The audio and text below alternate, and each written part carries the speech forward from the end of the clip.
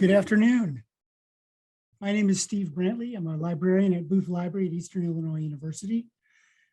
I'm coming to you here this afternoon as the first in a series of 3 webinars on doing thesis research in any department. It's not specifically in any one department. So our goals this afternoon are to address the following questions. What are your online research destinations?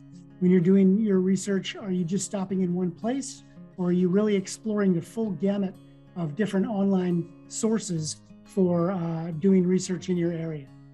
What are the key journals in your field? Do you know which journals are the most important? Which are the ones that are key for your particular type of research? Do you know the controlled vocabulary for your field? Maybe some of you aren't familiar with that term of controlled vocabulary, and we'll go into what that is. What are some of the alternative research resources rather than the traditional resources that we'll talk about? What are some of the alternatives that might be out there for you? A big question a lot of students have is, how do I know when I've found enough? When you're doing all this intense library research, how do you know when you've actually got enough research for your thesis?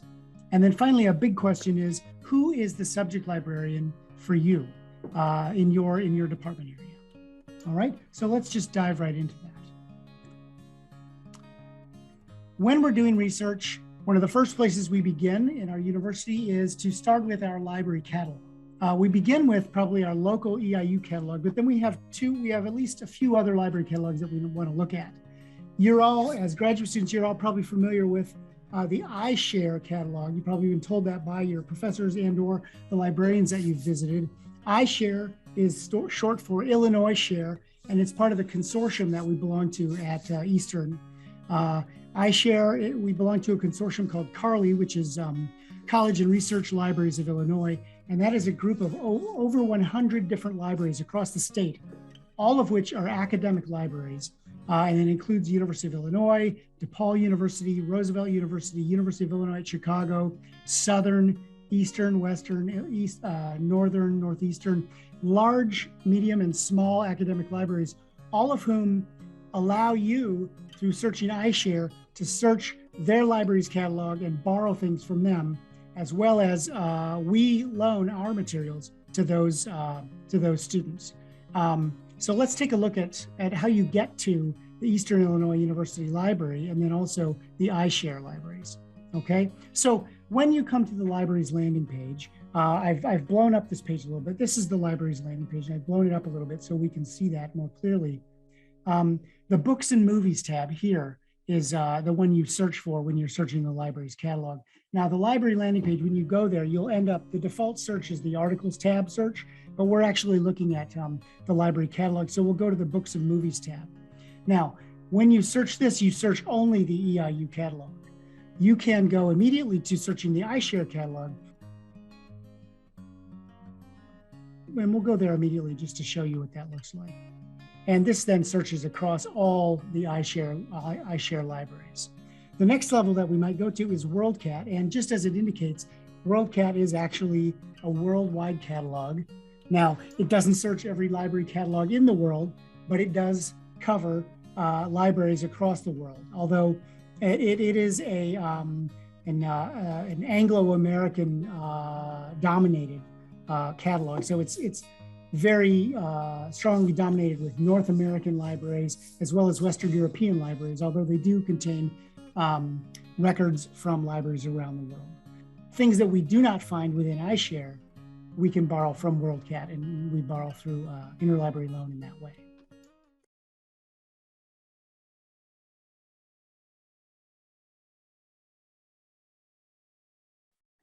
Okay, so the other way that we access information is through what you're also familiar with is periodical indexes. And if we go back to the Eastern Illinois University Library page, that is what this default search is this library page, this article search, which is searches across these selected EBSCO databases, which you're familiar with: Academic Search Complete, Business Source Elite, Communication Mass Media Complete, et cetera, et cetera. This is a default search that searches many, many databases at once. Anybody who comes to this page and types in just about any kind of a search term is likely to come up with some sort of information that they want. And that's the idea behind this basic search. But as more advanced researchers, graduate students, you want to do a little bit more. You want to go into a little bit more depth and be a little bit more strategic about your searching. Okay, so you want to select databases and know the difference between general databases and subject-specific databases, and have a little bit more savvy about what the full-text databases are versus get full-text databases. Okay, so let's take a look at that with a little bit more detail. To find out what we have in terms of our databases, what we would do is follow this databases link in order to get to a page where we can see a list of the databases that EIU subscribes to. And this is that A to Z databases page. You can see here that we have 277 databases, library databases that will help you identify information across journals, across all subjects, and across the academic literature in any discipline. Now, we have a number of different ways to narrow this down as well. We can limit databases by subject. So if you are looking for Africana studies, you can see that there are 6 databases that are particularly good for doing Africana studies research. We also then have several that are general or multidisciplinary. 69 different databases are labeled by the librarians as good for doing general or multidisciplinary research.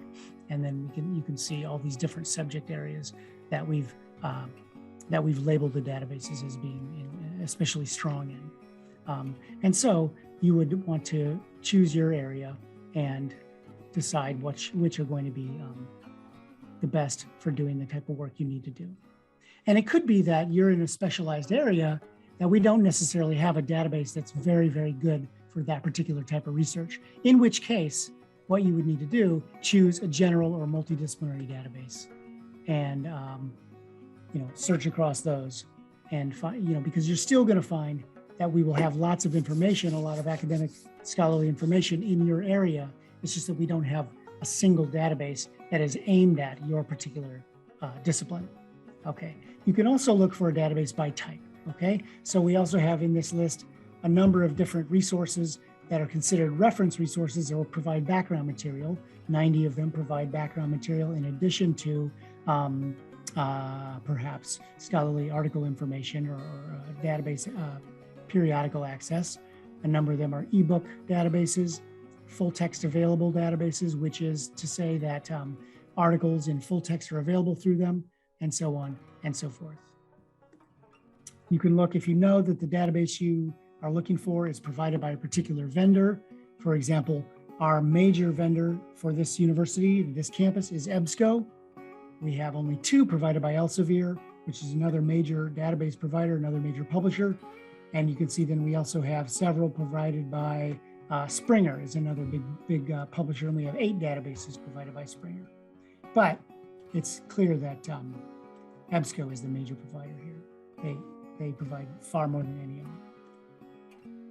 And then, of course, if you happen to know a keyword for one of the databases, you can search from that way.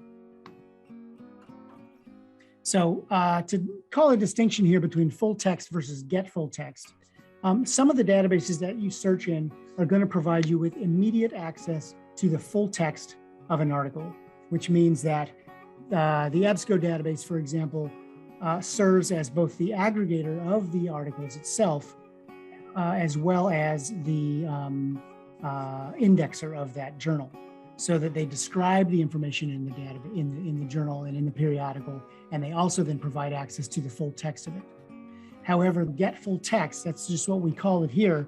What that is that's providing you a link wherein the full text of the article is not immediately available through the database you're looking at. Okay, let me see if I can show you an example. If we look at the result list for another example I want to show you later on in the presentation. But let's see here. So for example, in search result 1 here, the PDF full text is available. It's also available here in number 2. But as we go down the list, well, I see it's available for most of these here. But here in number 10, it's not available for this one, okay? But only the get full text here. Let's make it much bigger so you can see that easier. The get full text is available. And what this means is the full text is not available. This EBSCO database does not provide access to this, this particular journal, Human Resource Management, all right? However, what it does provide you is we have, the librarians have created a link which then goes and searches our full text holdings. And let's just follow this link and I'll show you what it does. It searches our full text holdings, our subscriptions, to determine whether or not we have the full text of this article from a different source. And you can see here, this is a similar database, a similar interface to the library's catalog. And what we see here is that in the database, in the periodical Human Resource Management, it looks as if we may have some older bound volumes of the earlier, the print journal from an earlier era. However, we don't have the 2021 issues.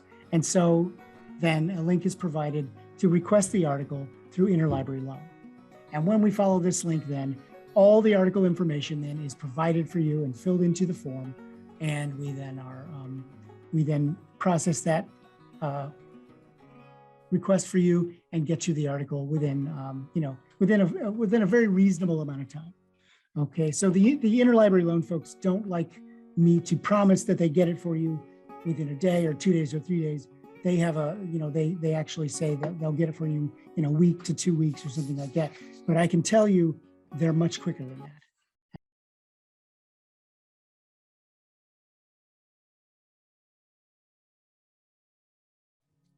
What are the key journals in your field? All right, so how do you identify journals? So one really easy way to identify journals is to go to your professors, go to the people who are teaching you and check their curriculum vitas, check their CVs, see where they have published. What are the journals that they're publishing in? These are the folks who are experts in a particular area of their discipline, and they're publishing in that discipline. So they're going to be publishing in the journals that are particularly valuable in that area. See where they're publishing and see and examine those journals.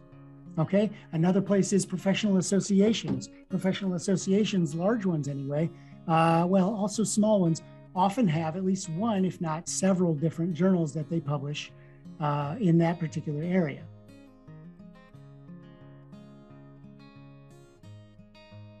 The journal list on the library site.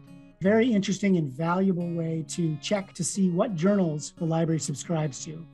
If we were to go to the Booth Library catalog, there is a navigation bar up on the top of the screen here called Journals A to Z. If we go to that page, which is what we're on now, you can go to Journals by category. Let's go to Business and Economics, and then that just browses 7,600 journals found in Business and Economics. And then we can drill down here to, let's say, Economic Theory. And then we determine that we've got 571 journals found in Economic Theory. And you can start just paging through this and seeing what the actual journals are that we have and directly going to those journals. Sometimes that'll be a print subscription. You'll go down to the first floor to grab them. Sometimes it'll be an online, you can jump right into the journal. Another place to find journals is go into a subject-specific database and look for in that database the list of periodicals that they index in that database. Then finally, there's a tool called SciMago, which is a free tool which ranks journals. Okay, it's a scientific journal ranking tool.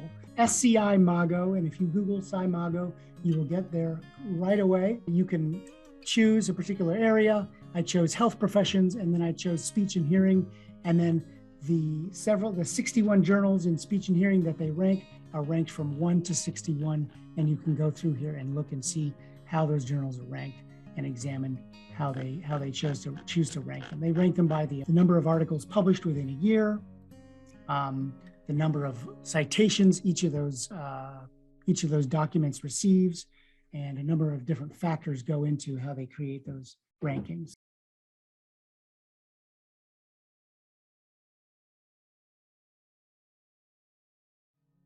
Do you know the controlled vocabulary for your field? Controlled vocabulary is I like to use the metaphor of tagging in social media. If you go to Twitter, you go to Instagram, you go to TikTok, wherever, and you put a hashtag in front of some word, that immediately becomes a link, right? And when you click on those links, you pull back all these other posts that have that same word hashtagged as well, right? There's an immediate affiliation created between those things that have the same tag. Well, subject headings or controlled vocabularies act in the same way, okay? Except they're not just random words that are given to a particular journal article, okay? So when an article is entered into a database index, an article index, it is given descriptors. The person who, now human beings actually do this, they enter in articles and describe them. They add descriptive terminology that is understood by everybody else who's adding articles into the database to be the appropriate terminology to represent a particular concept. And when they add those particular terms, that is what is called a subject heading. Now, in the library, we use what's called the Library of Congress classification system. And so the Library of Congress, or LC, has a multi-volume list of terms, which are called the Library of Congress subject headings. And so our catalogers, those people who enter in books into our collection, add subject headings onto the book records so that people can find them more easily. And they describe what the books are about. And that's the same thing that happens with articles in online article databases.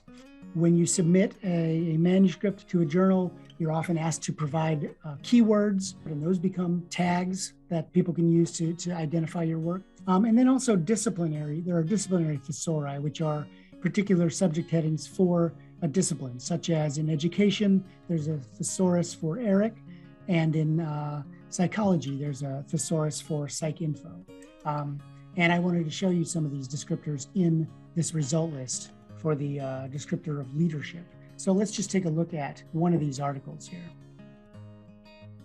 All of these subject headings, these are subject terms here: emergency management, leadership, mass casualties, teams.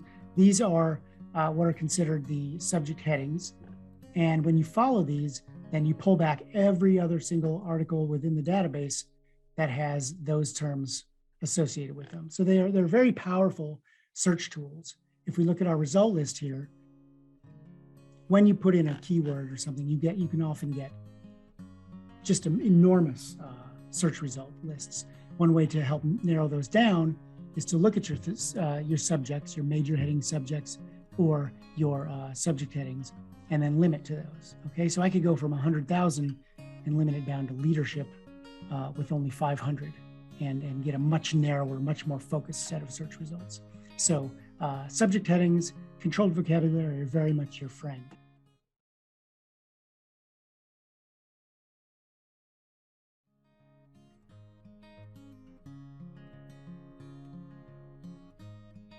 Okay, so what are some alternative research resources besides the library databases and the article databases that we've been talking about?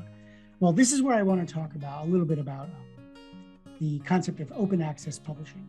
All right, so open access repositories are specifically what I want to refer to. And some of you might be unfamiliar with the concept of open access. Open access is a model of publishing which sort of doesn't bypass traditional scholarly publishing insofar as people are still publishing in journals, but open access is the idea that is the belief that scientific knowledge, scholarly knowledge, should be available to anyone and should not be behind paywalls, very expensive and restrictive paywalls. So if we follow this definition of open access literature is digital, online, free of charge, and free of most copyright and licensing restrictions. What makes it possible is the internet and the consent of the author or copyright holder. OA is entirely compatible with peer review, and all the major OA initiatives for scientific and scholarly literature insist on its importance, the importance of peer review. Just as authors of journal articles donate their labor, so do most journal editors and referees participating in peer review. An important thing to remember. This is by Peter Suber, who is an early advocate of open access, and you can follow this link to philosophicalpapers.org to read more about Peter Suber's writing on open access. This is just a graphic defining some of the benefits of open access work. By making your work open access, it's more exposure, Practitioners can apply your findings. You get more citations to your work. Taxpayers have greater value for their money, and the public can access your findings, as opposed to the public cannot get to research that is not open access because they don't belong to universities that pay for the very expensive journal subscriptions. Okay, so some of these subject repositories that I'm referring to are the Public Library of Science. Public Library of Science is a huge open access repository of scientific literature, scientific scholarly literature. The Directory of Open Access Journals.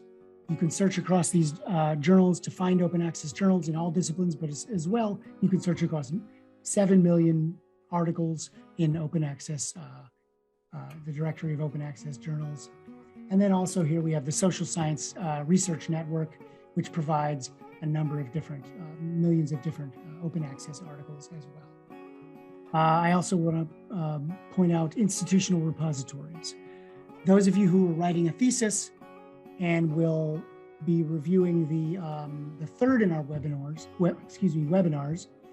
will become familiar with the idea of the KEEP, which is EIU's institutional repository, which has over 1 million different articles or documents within it.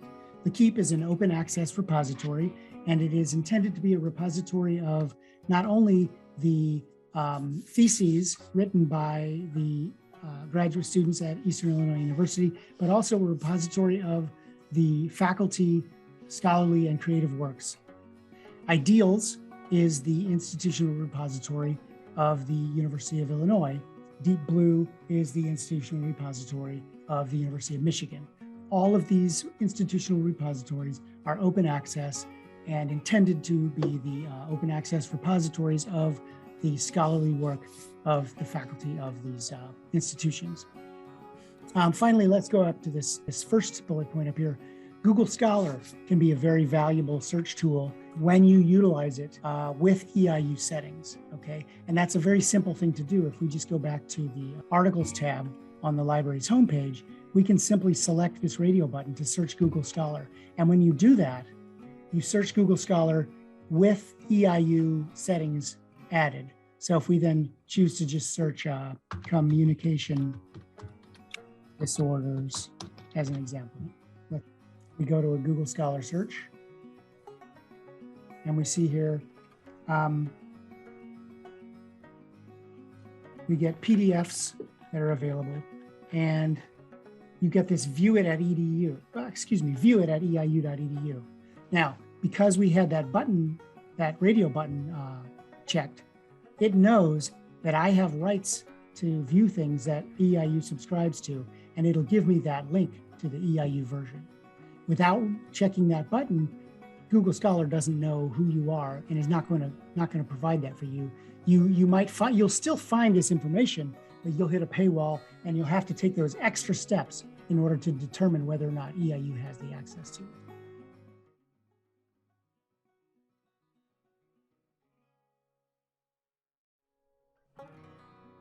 Now, the big question: how do I know when I found enough research? How do you know when you've got enough? You've done your thesis research, you've got a huge long list of references. You know this work inside and out, but you know you're going down this rabbit hole where there's just so much more that you could add. How do you know when you're done? Well, that's a really good question. And the answer is always going to be, it depends. I hate to say that, but it's always going to be, it depends on the type of work you're doing. It depends on what your committee thinks. And it really depends on to what degree you need to answer the research question that you've posed. But I will say that you begin to, once you've kind of reached a certain point, when you've exhausted, when you've sort of started to answer the question, you've sort of exhausted the literature that really is central to your question and central to dealing with the issues that you want to deal with in your work. And the stuff you're finding might be touching upon it to some degree, or touching upon some of the work that you found, but it's becoming more and more peripheral, and it's getting more and more off track. That's when you know, like, okay, I think I know all of this work. I'm pretty familiar with all of this work. Also then, your committee's going to say, okay, yeah, you've got enough here. That's fine. But you don't really know that. And if you think you're still missing some, you very well could be. But there's not a hard and fast number. It's not 50 or 60 or 70. It's not 30 or 40. It really does depend, and it's up to the balance that you find with your thesis committee. Okay, so who is your subject librarian? Who do you go to when you're having a hard time finding that elusive citation, when you can't quite read or you can't quite find that particular thesis or that really difficult to find article? Well, the subject librarians are there's a link on the library's landing page to the subject librarian list.